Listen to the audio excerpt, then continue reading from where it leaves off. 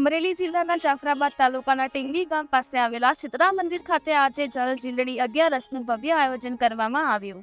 જાફરાબાદના ટીંગી પાસે આવેલા શાળા વાકિયા રોડ ઉપર શીતળા માતાજીના મંદિર પાછળ આવેલ રૂપેણ નદીના ડેમ ખાતે જળ ઝીલણી 11નું ભવ્ય ઉજવણી કરાઈ હતી. આ ઉત્સવનું આયોજન સ્વામિનારાયણ ગુરુકુળ રાજકોટ સંસ્થાન શાખા ઉના ગુરુકુળ દ્વારા કરવામાં આવ્યું હતું.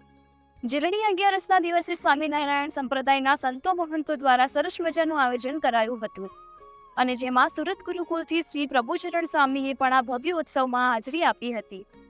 આ જળઝીલણી 11ના દિવસે ડેમ ખાતે પાણીમાં હોડીને શણગારીને સંતો મહંતો દ્વારા પૂજાપાઠ કરવામાં આવ્યા હતા.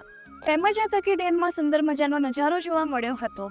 ટીંબીના સીતળાઈ માતાજીના મંદિર ખાતે જળઝીલણી 11નું ભવ્ય આયોજન કરવામાં આવ્યું હતું. સ્વામિનારાયણ ગુરુકુળ ઉનાના બાળકો દ્વારા સાંસ્કૃતિક કાર્યક્રમ પણ યોજાયા હતા.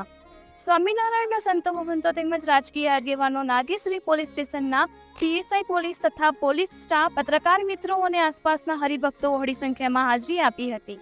રિપોર્ટર મહેશ બારૈયા, જાફરાબાદ, અમરેલી.